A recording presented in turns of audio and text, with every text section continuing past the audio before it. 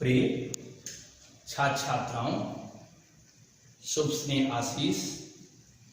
मैं बीके सिंह, प्रधानाचार्य नवजीवन inter college पटरवा, जनपद कुशीनगर। आज हम कक्षा 12वीं के विद्यार्थियों के लिए गणित विषय के अंतर्गत सदिश बीजगणित चैप्टर का प्रारंभ करेंगे, जिसमें हम मुख्य रूप से सदिश बीजगणित के बारे में बताएंगे। साथ ही साथ इसके प्रकार, दिक्कोसाइन आदि की चर्चा करेंगे। प्रिय विद्यार्थियों, ये जो सदिश बीजगणित है, जिसके अंतर्गत आप इसकी चर्चा करने जा रहे हैं, त्रिविमीय ज्यामिति आपने अध्ययन किया होगा क्लास 11th में, जिसके अंतर्गत उन सभी विमाओं की और उस पर लिखे जाने वाले बिंदुओं के निर्देशांक आपने पढ़ा है। आज हम चर्चा सदिश बीजगणित के प्रारंभ करने के पहले हम भौतिक राशियों की बात करेंगे, जिन दो भौतिक राशियों में एक अदिश और दूसरी सदिश। तो अदिश राशियां हम किसे कहते हैं, इसकी चर्चा करें। अदिश राशियां,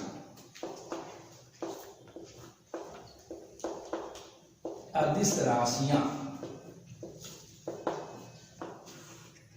जिसे कहते हैं स्केलर।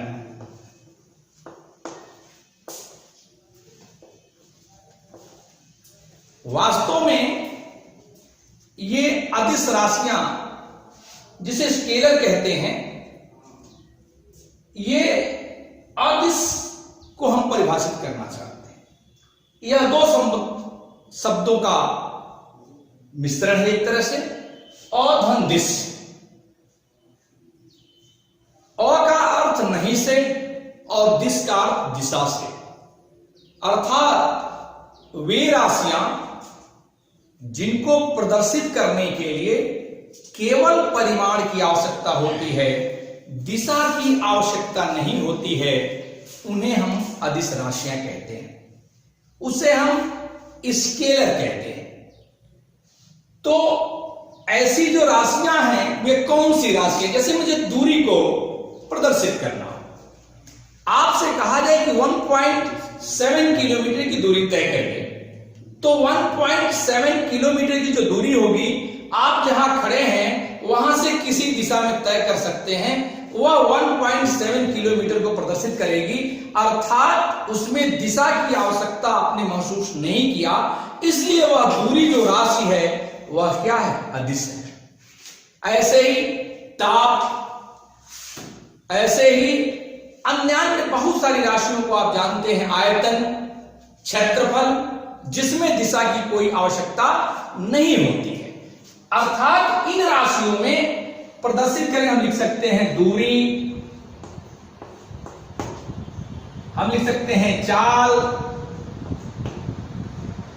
हम लिख सकते हैं ताप, हम लिख सकते हैं आयतन, हम लिख सकते हैं क्षेत्रफल।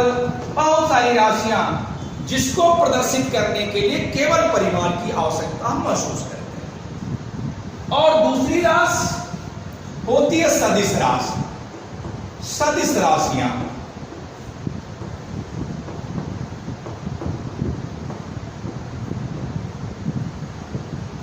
जिसे आप कहते हैं वेक्टर्स, अर्थात वे राशियां जिनको प्रदर्शित करने के लिए परिमाण के साथ साथ दिशा का होना आवश्यक होता है, उसे हम सदिश राशियां कहते हैं, उसे हम वेक्टर कहते हैं। और ये जो वेक्टर्स हैं, इनको प्रदर्शित करने में यदि दिशा हम छोड़ दिए तो ये राशि अपने पूर्णतः व्यवस्था को सही से प्रदर्शित नहीं कर सकती। जैसे आप सपोज करिए कि फुटबॉल के खेल में यदि किसी खिलाड़ी को बॉल किसी दूसरे खिलाड़ी तक पहुंचाना है तो उसके लिए उसके साथ दो कार्य करने पड़ेंगे। एक तो वह उस फुटबॉल पर कितना बल लगाता है और एक उस बल को किस दिशा में ले जाना है, इसके लिए वह अपने मांसपेशियों का कैसे उपयोग करता है। यदि उस बॉल को हम कहीं मार दें तो अब उस दूसरे खिलाड़ी को वह बॉल नहीं प्राप्त होगी, लेकिन यदि उस दूसरे खिलाड़ी तक बॉल पहुंचानी है तो उसके लिए आवश्यक है कि उस खिलाड़ी के तक पहुंचने के लिए उस बॉल पर हमें कितना बल लगाना पड़ेगा, साथ ही साथ उस खिलाड़ी तक पहुंचाने के लिए हमको बॉल को किस दिशा में मोड़ना पड़ेगा, ये दोनों आवश्यक होगा। अर्थात ऐसी राशियों को हम सदिश राशियों के नाम से जानते हैं, जिसमें विस्थापन है, वेग है, बल है, अन्य बहुत सारी राशियां बल आगुण है, जिसमें इनके बिना, दिशा के बिना उस राशि को हम पूर्णतः व्यक्त नहीं कर सकते। उस राशियों में मैंने कहा क्या है, विस्थापन। विस्थापन क्यों कह रहा हूं? विस्थापन में दिशा का होना आवश्यक है। अर्थात यदि मैंने कहा आपसे कि आप +5 किलोमीटर चलिए, तो आप जहां हैं वहां से दो दिशाओं में +5 को निरूपित किया जा सकता है।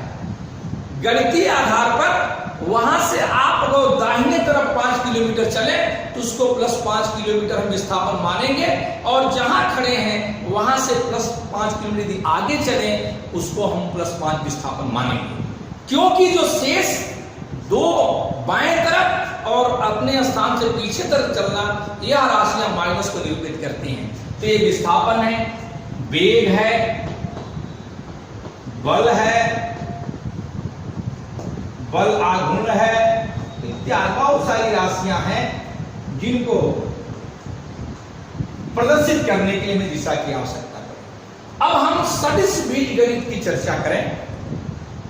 वास्तव में सदिश बीजगणित में हम सदिश राशियों को कैसे प्रदर्शित करते हैं, इसकी हम चर्चा करें। जो सदिश राशियां हैं, मान लीजिए एक रेखा मैंने खींचा, यह एक रेखा,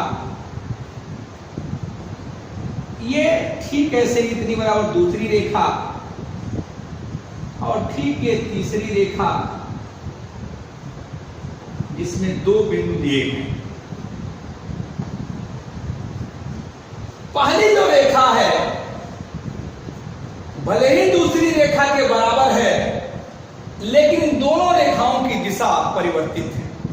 यह रेखा इस दिशा को निरूपित कर रहा है, जबकि दूसरी रेखा उसके विपरीत दिशा को निरूपित कर रहा है। और यह रेखा के बीच जो दो बिंदु हैं, वह दो बिंदुओं के बीच एक दिशा भी निरूपित है, इसे कहते हैं दिष्ट रेखा। अर्थात यह जो रेखा है वह दिष्ट रेखा के नाम से जानी जाती है। यह रेखाखंड इस बात को प्रदर्शित करता है कि इसका परिमाण AB की लंबाई के बराबर है, तथा जो इसकी दिशा है वह A से B की ओर है। अर्थात किसी भी सदिश को प्रदर्शित करने के लिए दो बिंदुओं की आवश्यकता होती है। उन दो बिंदुओं में एक बिंदु प्रारंभिक बिंदु तथा दूसरा अंतिम बिंदु कहलाता है, इनिशियल पॉइंट और लास्ट पॉइंट। तो जो लास्ट पॉइंट है उस तरफ आपका वह किरण आरेख जाएगा। जैसे अर्थात हम कह रहे हैं इनिशियल पॉइंट प्रारंभिक बिंदु, इनिशियल पॉइंट जिसे हम कह रहे हैं प्रारंभिक बिंदु। अर्थात किसी भी सदिश को जब हम प्रदर्शित करते हैं तो वह सदिश जिस बिंदु से प्रारंभ होता है उसे हम उस सदिश का प्रारंभिक बिंदु कहते हैं, और दूसरा लास्ट पॉइंट या इसे कहते हैं अंतिम बिंदु। अंतिम बिंदु अर्थात कोई सदिश जिस बिंदु के तरफ जाता है और वहां तक रुक जाता है उसे आप अंतिम बिंदु कहते हैं। जैसे यदि कोई रेखा आपने ऐसे खींचा तो यहाँ आपका यदि रेखा आपने बी लिया और यह आपका ए लिया, तो ए से बी की सदिश को हम ऐसे डिनोट करते हैं A B, vector A B के रूप में डिनोट करते हैं।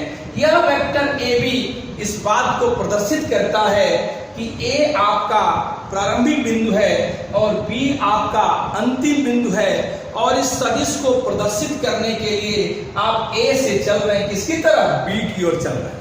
लेकिन यही यदि परिमाण रहता, सेम परिमाण रहता, जैसे यहां रहता है और ये मैं ये यहां लिखता और यहां बी लिखता, और पता ये चलता कि आप सदिश को प्रदर्शित करने के लिए आपने बी को प्रारंभिक बिंदु मान लिया है।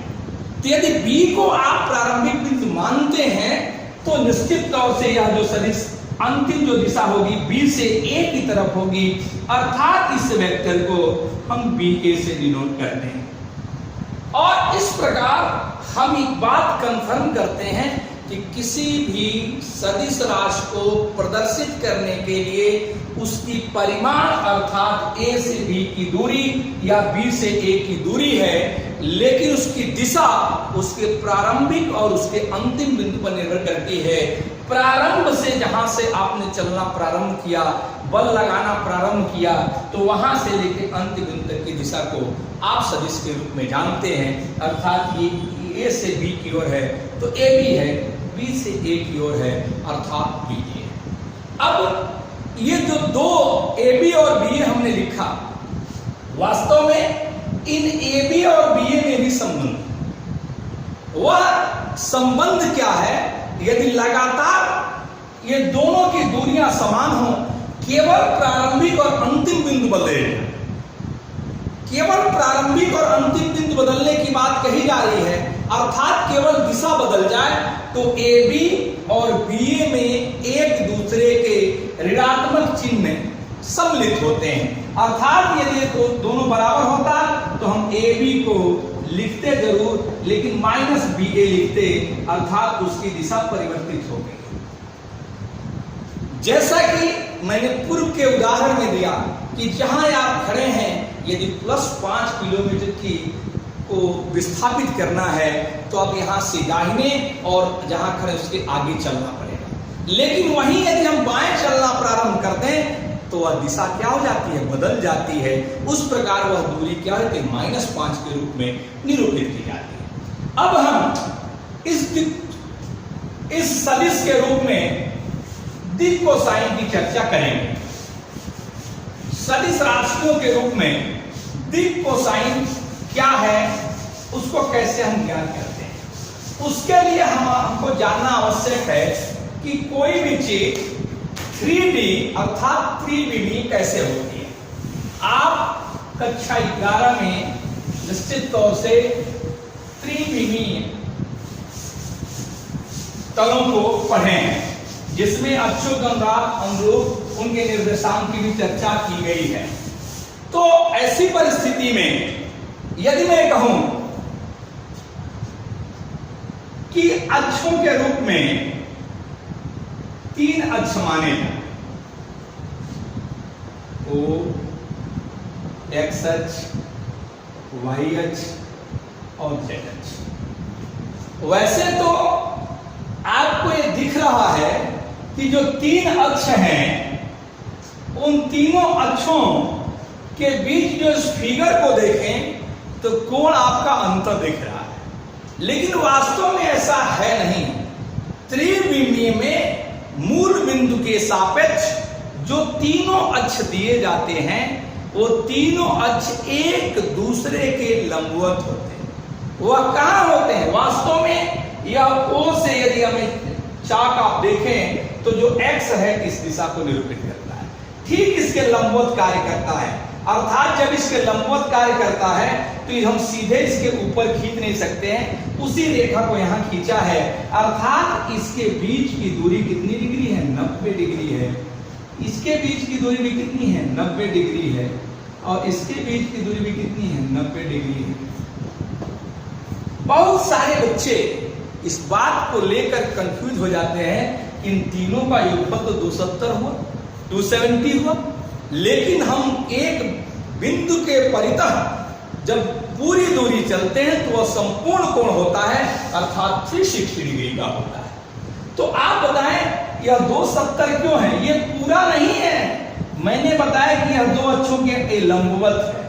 अब ये लंबवत क्योंकि यहां से रेखा ऐसे हम खींच नहीं सकते, तो इसलिए उस रेखा को खींचने के लिए आपको इसे एक्स अक्ष के ऐसे रूप में बनाना पड़ा। तो यहीं से स्टार्ट हुआ दिक् कोसाइन, दिक् कोज्या जिसे कहते हैं, दिक् कोज्या, डायरेक्शन कोसाइन, डायरेक्शन कोसाइन।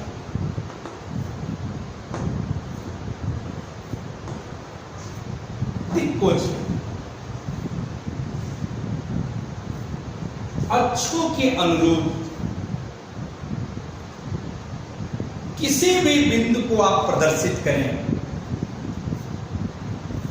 तो वह बिंदु जहां भी हो, जैसे मान लीजिए उस तल में एक बिंदु मैंने ले लिया P, तो O से P अर्थात O आपका प्रारंभिक बिंदु और P आपका अंतिम बिंदु। तो इस OP को निर्देशांक के रूप में कैसे प्रदर्शित करते हैं? यदि इस बिंदु तक पहुंचने के लिए आप x अक्ष पर x दूरी चले हों, x अक्ष पर x दूरी चले हों, y अक्ष पर y दूरी चले हों और z अक्ष पर z दूरी चले हों, तो इस P का जो निर्देशांक होगा वह x y z और OP को उस वेक्टर के रूप में हम प्रदर्शित करेंगे, अर्थात जो वेक्टर OP है उसको हम इस रूप में प्रदर्शित करते हैं जिसका निर्देशांक x y z। और इस आधार पर हम दिक् कोज्या को परिभाषित करते हैं, डायरेक्शन कोसाइन को परिभाषित करते हैं। तो किसी भी सदिश, अर्थात सदिश क्या है? OP है। इस सदिश का अक्षों से बने हुए कोण की कास अर्थात कोज्या, ट्रिग्नोमेट्रिकल फंक्शन है कास। किसी भी सदिश का उनके अक्षों से बनने वाले कोण की कोज्या अर्थात कास का मान उस सदिश का डायरेक्शन कोसाइन या दिक् कोज्या कहलाता है। अब थोड़ा गौर करें, मान लीजिए यह रेखा अल्फा कोण बनाती है,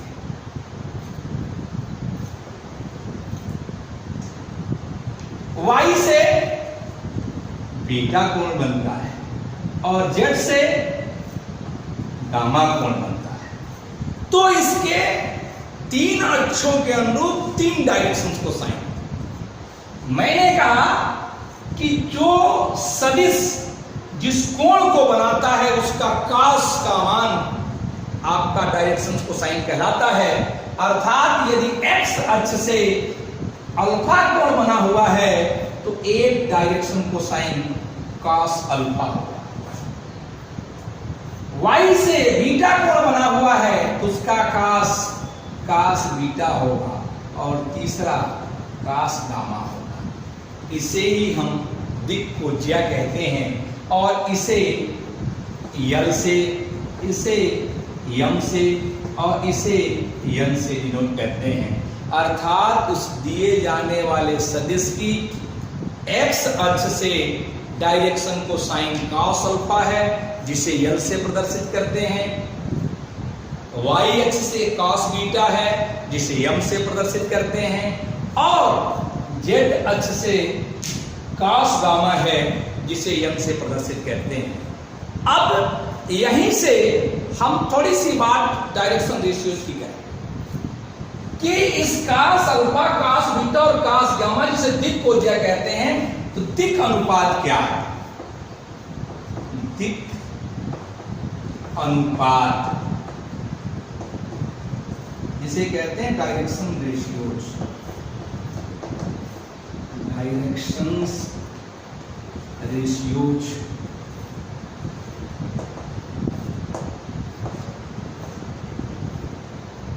दिक् अनुपात क्या है?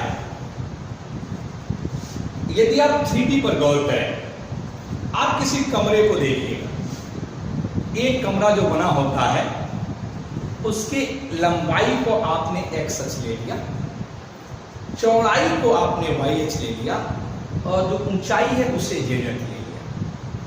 तो इसमें आप गौर करेंगे, जब रूम का एक आकृति आपके मना स्थिति में समाहित होगी, तब वहां आप गौर करिए कि बीच में एक बिंदु P है और P से उसको मिलाया गया। तो P से जब उसको मिलाया गया है तो ऐसी परिस्थिति में x अक्ष से वो जो कोण बनाएगा क्या होगा? सही में कहें तो यदि यहां P है और यहां O है और x अक्ष पर ये चल रहा है, तो ये मिलाने वाली रेखा उस पर 90 अंश का कोण बनाएगी। और ये x अक्ष पर कोई दूरी आप ले सकते हैं, और यह आप जो कोण मैंने बनाया है, आप वास्तव में ये समझिए, यहां से इसको मैं मिला दूं तो यह कोण आपको 90 दिखेगा नहीं, लेकिन वास्तव में यह कोण कितने अंश का? 90। उसी को मैंने खींचा है, यहाँ P है, O है, x अक्ष यहाँ जा रहा है, तो P से उस पर लंब होगा वो 90 डिग्री के बराबर। और ऐसी परिस्थिति में जो OP है, तो OP का परिमाण कितना होता है?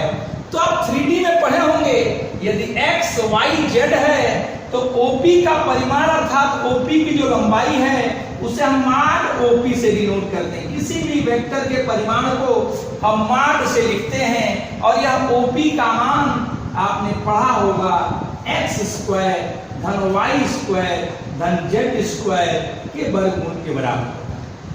किसी भी सदिश के परिमाण को माड से हम डिनोट करते हैं। यदि कोई वेक्टर a है तो उस वेक्टर का परिमाण क्या होगा? माड a होगा। यह माड a का मान सर्वथा ग्रेटर देन 0 होता है, क्योंकि माड उसके केवल परिमाण को निरूपित करती है और कोई भी परिमाण ऋणात्मक नहीं हो सकता है। जैसे आप विस्थापन -5 करिए और विस्थापन +5 करिए, उसका जो परिमाण है वह केवल 5 है। इससे कोई मतलब नहीं है कि वह किस दिशा में है। यदि दिशा को हमने छोड़ दिया तो वह केवल परिमाण होता है, उसका मान सर्वथा 0 से बड़ा होता है। तो OP का मान इतना हुआ है। इसी को हम OP की लंबाई को r मान लेते हैं, अर्थात माड OP को हम r माना जाता है कि उसका डिस्टेंस जो है वो r है, उसका परिमाण जो है r है। गौर करिए, O से x पर चली गई दूरी कितनी है? x है। इट मींस यह दूरी x है। यहां से यह जो कोण है वह कितना है? 90 है। और यह बना हुआ x अक्ष से जो कोण है वह क्या है? अल्फा है। तो त्रिकोणमितीय फलनों की जहां से उत्पत्ति हुई उसमें आपने पढ़ा होगा कास अल्फा बराबर आधार बटे कर, अर्थात यहां से कास अल्फा का मान कितना होगा? x बटे r। यह दूरी चूंकि r है, OP का मान है, करनी में x स्क्वायर धन y स्क्वायर धन z स्क्वायर, यह मान किसके बराबर होगा? x बटे r के बराबर। और कास अल्फा क्या है? कास अल्फा ही आपका मान यल के बराबर है, या यल बराबर x बटे r, या x बराबर यल r, अर्थात x का मान यल r प्राप्त हुआ। अर्थात हमने सपोज किया कि O से x पर चली गई दूरी यदि x थी तो उसमें x का मान यल r के बराबर, जहां यल क्या है? x अक्ष का डायरेक्शन कोसाइन है, दिक् को ज्या। अब ठीक इसी प्रकार से x बराबर यल r हुआ तो y बराबर क्या होगा यम आर, z बराबर क्या होगा यन आर। तो x बराबर जो आपने लिखा y बराबर इसमें लिख देता y बराबर, तो वो हो जाता यम आर, z बराबर लिखता वह होता यन आर। तो इस प्रकार से इसी चित्र से हमने स्पष्ट किया कि x का मान यल आर है, y का मान यम आर है, z का मान यन आर है। तो ये जो मान प्राप्त होते हैं अर्थात यल आर, यम आर और यन आर, ये जो मान होगा यन आर, यही आपके किसी भी दिए जाने वाले सदिश के दिक् अनुपात कहे जाते हैं। और दिक् अनुपात जो कहे जाते हैं तो उसका यम आर और यन आर, एक तरह से आप कह सकते हैं कि जो डायरेक्शंस कोसाइंस हैं और जो डायरेक्शंस रेशियोज हैं उनके अनुपात सर्वथा बराबर होते हैं। क्योंकि इसमें यल से भाग दें तो आर होगा, इसमें यम से भाग दें तो आर होगा, इसमें यम से भाग दें तो आर होगा। इससे क्या स्पष्ट हो गया कि जो डायरेक्शन कोसाइंस हैं और जो डायरेक्शन रेशियोज हैं इन दोनों का अनुपात सर्वथा समान होता है और वह समान अनुपात उस दिए जाने वाले सदिश के परिमाण को निरूपित करता है अर्थात आर को निरूपित करता है। अब यहां से एक बात, एक संबंध की स्थापना मैं थोड़ा करूं डायरेक्शन कोसाइंस के लिए कि ये डायरेक्शन कोसाइंस जिस रूप में दिए जा रहे हैं इनमें से क्या संबंध होते हैं और उस संबंधों के आधार पर एक रिलेशन भी हम प्राप्त करते हैं यल, यम और यन में कि किसी भी दिए जाने वाले सदिश के लिए यल, यम और यन के रिलेशंस कैसे हैं, वो मान कैसे हैं। गौर करें, क्योंकि आप एक बात दिए जाने वाले सदिश को आपने पहचाना और उसमें एक बात आपने जाना कि OP जो है वह R के बराबर है और वह R करड़ी में x स्क्वायर धन y स्क्वायर धन z स्क्वायर का बराबर है। तो अभी मैंने एक मान लिखा था जो डायरेक्शन कोसाइन के लिए था यल बराबर x बाई आर, यम बराबर y बाई आर, z बराबर यन बाई आर, सॉरी यल यम यन, यन बराबर जेड बाई आर। तो इन तीनों मानों पर गौर करिए और तीनों के वर्गों का योग प्राप्त करें अर्थात किसी सदिश के डायरेक्शंस कोसाइन अर्थात दिक् कोज्या के वर्गों का योग हम प्राप्त करना चाहते हैं। तो वर्गों का योग it means L square, M square plus N square. देखिए क्या आ रहा है L square plus M square plus N square is equal to X square बटे आर स्क्वायर धन वाई स्क्वायर बटे आर स्क्वायर धन जेड स्क्वायर बटे आर स्क्वायर। यह मान क्या हुआ एक्स स्क्वायर धन वाई स्क्वायर धन जेड स्क्वायर बटे आर स्क्वायर। और चूंकि आर का मान करड़ी में एक्स स्क्वायर धन वाई स्क्वायर धन जेड स्क्वायर है तो आर स्क्वायर का मान करड़ी हट जाएगी अर्थात ये मान हो जाएगा एक्स स्क्वायर धन वाई स्क्वायर धन जेड स्क्वायर बटे एक्स स्क्वायर धन वाई स्क्वायर धन जेड स्क्वायर। ये मान दोनों समान हैं जिसकी वैल्यू 1 आएगी। अतः आप कह सकते हैं यल स्क्वायर धन यम स्क्वायर धन यन स्क्वायर इक्वल टू 1। इस प्रकार हम किसी भी सदिश के दिक्कोज्याओं के वर्गों का योग सर्वथा 1 के बराबर होता है और इस बात को हम सिद्ध भी किए हैं और इसका हम कहीं उपयोग भी कर सकते हैं। जैसे यदि कह दिया जाए किसी भी दिए जाने वाले सदिश के दो डायरेक्शन कोसाइंस कितने हैं तो तीसरे डायरेक्शन कोसाइन का मान ज्ञात करिए तो निश्चित तौर से पहले और दूसरे का मान रख देंगे तो तीसरे का मान प्राप्त हो जाएगा। इस प्रकार से इन तीनों में किसी दो का मान दिए होने पर तीसरे का मान आप आसानी से ज्ञात कर सकते हैं। अब हम थोड़ी सी चर्चा सदिश के प्रकार की करें। काइंड्स ऑफ वेक्टर्स, अर्थात सदिश कितने प्रकार के होते हैं, और सदिश के प्रकार जो आप जानेंगे उसके नाम से ही बहुत सारी चीजें कंफर्म है। लेकिन आप इसके पहले सदिश के प्रकार के लिए परिमाण और दिशा का ज्ञान होना आवश्यक है, इसकी चर्चा मैं लगातार कर रहा हूं और उसका ही उपयोग करूंगा। तो सदिश के प्रकार, सदिश के प्रकार, काइंड्स ऑफ वेक्टर।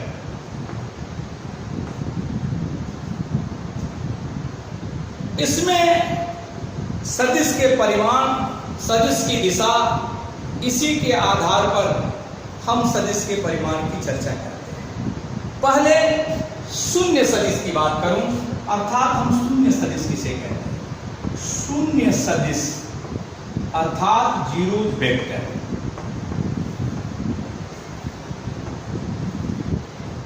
ऐसा सदिश जिसका परिमाण शून्य हो उसे हम शून्य सदिश अर्थात जीरो वेक्टर कहते हैं। ऐसे वेक्टर के प्रारंभिक और अंतिम बिंदु सर्वथा समान होते हैं, क्योंकि जहां से आप प्रारंभ करेंगे और वही आपका अंतिम बिंदु होगा, अर्थात आप प्रारंभिक बिंदु से अंतिम बिंदु के लिए कोई दूरी नहीं चले, अर्थात वह डिस्टेंस जीरो के रूप में होगा, उसे आप शून्य वेक्टर कहते हैं। अर्थात जैसे मान लीजिए कि इसका परिमाण शून्य होना चाहिए, अर्थात मान शून्य होना चाहिए, तो उस रूप में जैसे मैंने लिखा ए, इससे पता चलता है कि आपका प्रारंभिक बिंदु ए है, अंतिम बिंदु भी ए है, तो इसकी जो वैल्यू प्राप्त होगी वह शून्य होगी।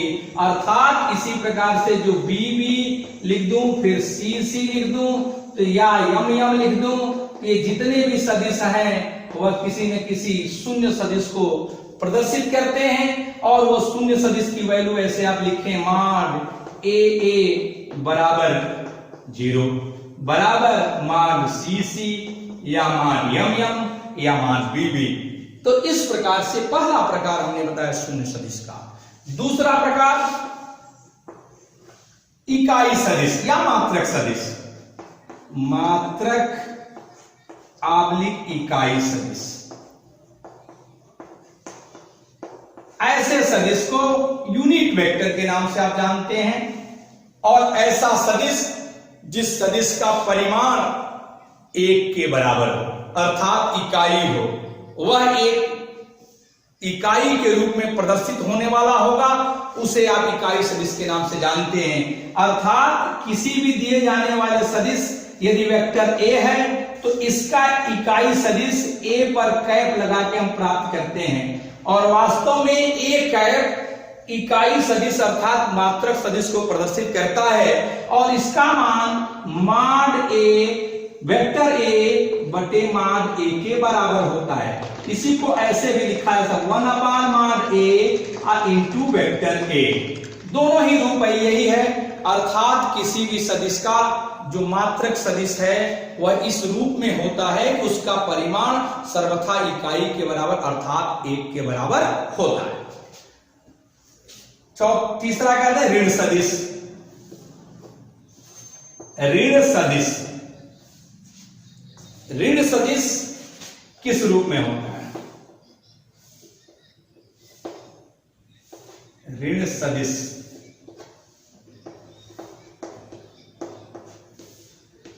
या ऋणात्मक सदिश कह लीजिए। किसी भी दिए जाने वाले सदिश का यदि दिशा बदल जाए, प्रारंभिक और अंतिम बिंदु बदल जाए, तो उसे नेगेटिव वेक्टर्स कहते हैं। अर्थात यदि एक वेक्टर ए है तो इसका ऋण सदिश नेगेटिव वेक्टर -a होगा, और यदि ये -a है तो दूसरे रूप में मैं लिखूं ab, अर्थात ये b यदि कोई सदिश है तो इसका माइनस ba। अर्थात आप ये बात कह सकते हैं कि ऐसे सदिश जिसके प्रारंभिक बिंदु और अंतिम बिंदु इन दोनों में परिवर्तन हो जाए, अर्थात प्रारंभिक बिंदु अंतिम बिंदु पर चला जाए और अंतिम बिंदु प्रारंभिक बिंदु पर चला जाए, तो उस सदिश को ऋण सदिश के नाम से हम जानते हैं, उसे नेगेटिव के रूप में हम जानते हैं। एक आदिम, एक जो सदिश है जिसे आप कहते हैं सह आदिम सदिश, तो सह आदिम सदिश अर्थात को इनिशियल, चौथा है सह आदिम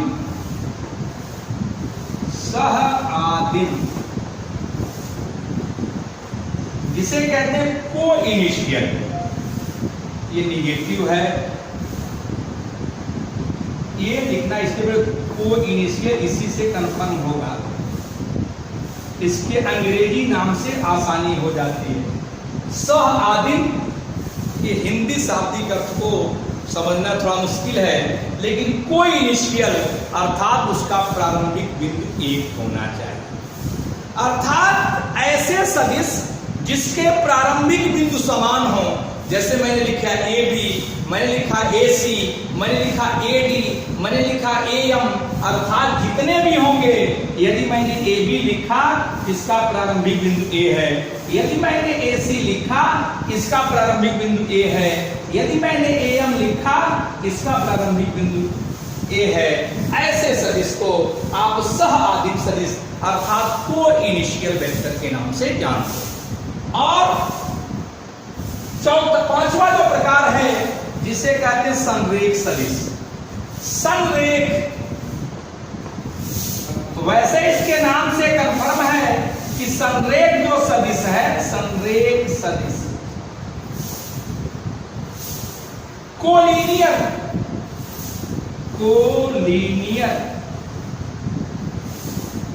वेक्टर, अर्थात ऐसे सदिश जो एक समान हो, वैसे तो एक ही रेखा का सेंस है, लेकिन सदिश में यदि वो परिमाण में समान हो और उसकी दिशाएं भी समान हो, इस सेंस में अर्थात ऐसे सदिश जो एक ही दिशा में चल रहे हो, समानांतर दिशाओं में चल रहे हो, उन्हें आप संरेख सदिश कहते हैं।